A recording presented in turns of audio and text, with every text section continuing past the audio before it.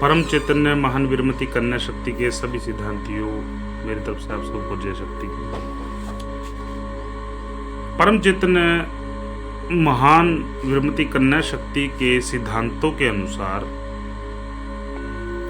किसी भी व्यक्ति को नशा क्यों वर्जित किया गया है। सबसे पहले तो हमें देख लेना चाहिए कि नशा क्या है।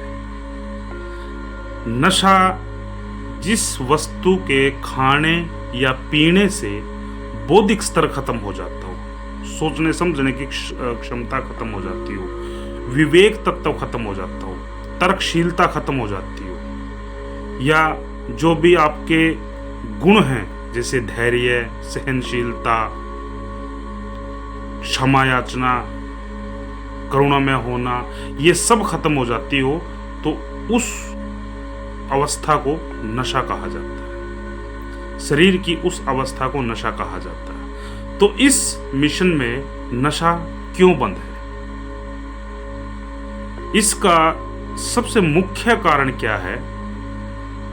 इंसान की सांस ऊपर से नीचे की तरफ चलती है या नीचे से ऊपर की तरफ चलती है। आप सांस लेते हैं, छोड़ते हैं, लेते हैं, छोड़ते हैं, यानी कि आपकी सांस इस तरीके से ऊपर से नीचे चल रही है। इंसान को छोड़कर जो 4 पैरों वाले जानवर हैं,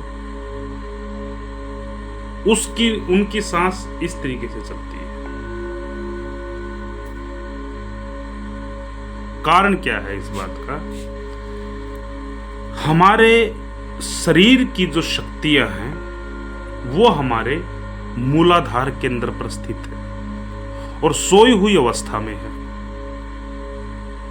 ये सिर्फ एक चेतना है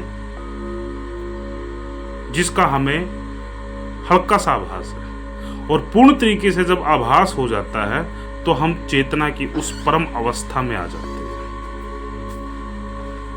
दूसरी बात, नशा क्यों बंद है या नशा क्यों नहीं करना चाहिए?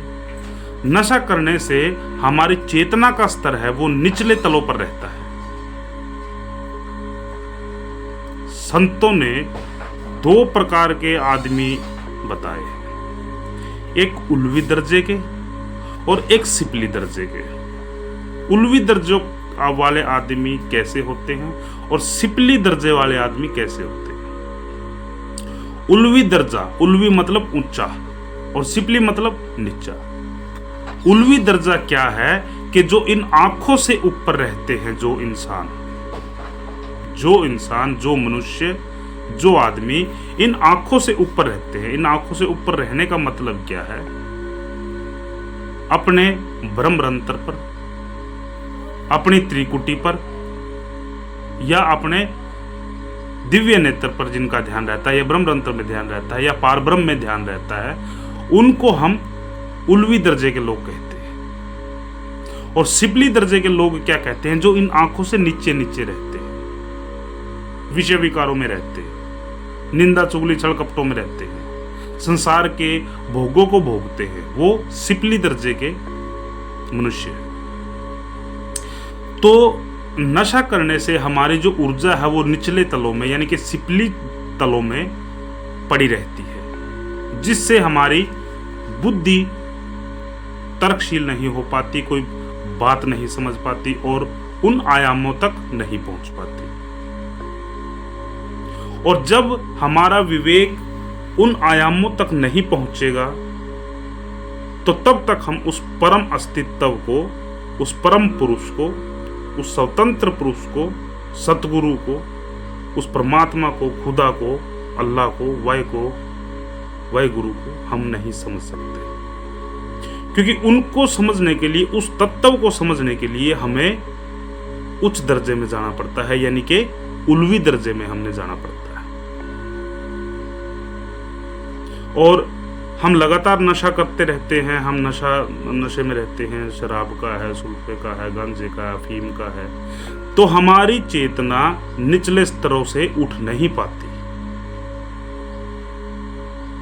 और इस महान शक्ति का एक कन्या के रूप में अवतार लेने का मुख्य कारण क्या है? मुख्य कारण ये है कि सभी इंसानों को, जो जीव हैं, उनको अपनी शरण में लेके और उस परम पुरुष तक पहुंचाया जाए, उनको मोक्ष दिलाया जाए। क्योंकि इंसान जब भी जन्म लेगा तो वो दुखी ही रहेगा, कोई भी सुखी नहीं हो सकता। क्यों नहीं हो सकता? क्योंकि आदमी अपने कर्मों का भोग भोगने के लिए इस कर्म संदड़े खेत में आता है, यानी कि जन्म लेता है।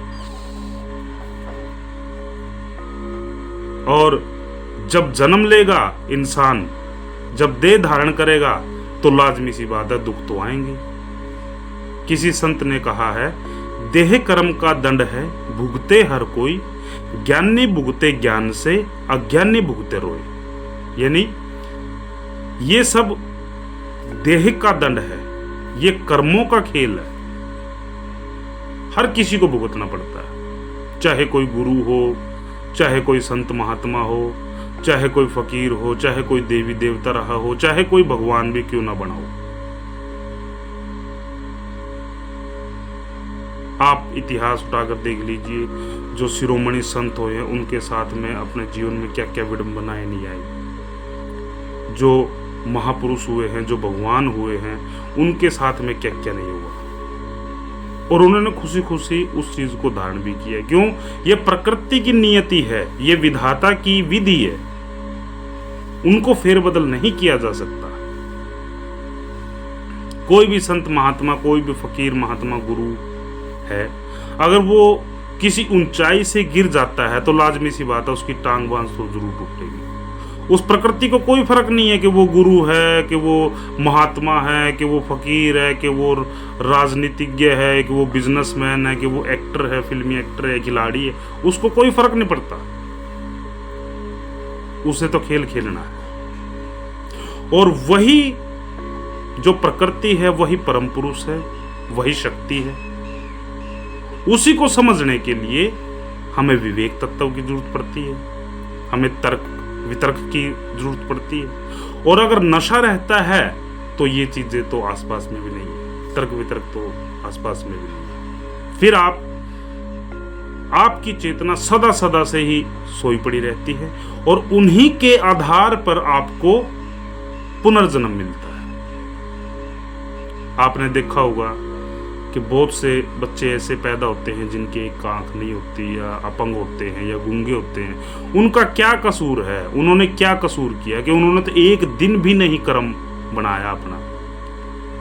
कोई 5 दिन जीता है, कोई 10 दिन जीता है, कोई होश में आने से पहले ही मर जाता है। यानी कि कोई 6 महीने साल तक बच्चा होश में आता है, पकड़ने लगता है बात को, उससे पहले ही वो मर जाता है।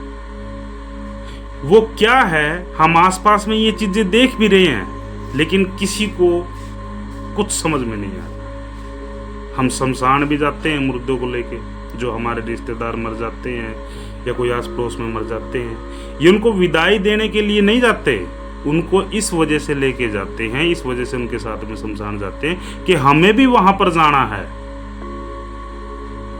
और सबको वो प्रकृति दिखा भी रही है, लेकिन समझा कुछ नहीं रही, नहीं समझने को इंसान तैयार है। और तब बात आती है उस विवेक तत्व की, जब नशा पता आपके शरीर में रहेगा, आपका विवेक तत्व बिल्कुल भी जागृत नहीं हो सकता। और जब तक आपका विवेक तत्व जागृत नहीं होगा, तब तक आप उस परम शक्ति को, उस विराट अस्तित्व को नहीं समझ पाएंगे। इस वजह से इस मिशन में नशे को बिल्कुल ही बैन किया गया है। नशे को बैन करके इस पाखंडवाद अंधकार से निकलना ही वीरमती कन्या शक्ति का मूल उद्देश्य है, इस मिशन का मूल उद्देश्य है। यही कन्या शक्ति मठ सिरसल की विचारधारा है और इसी विचारधारा के तहत सभी काम कर रहे हैं। वीरमती कन्या शक्ति ने जो हमें सिद्धांत दिए वो बिल्कुल ही लॉजिकली, बिल्कुल ही साइंटिफिक सिद्धांत है। सभी को मेरी तरफ से जय श्री।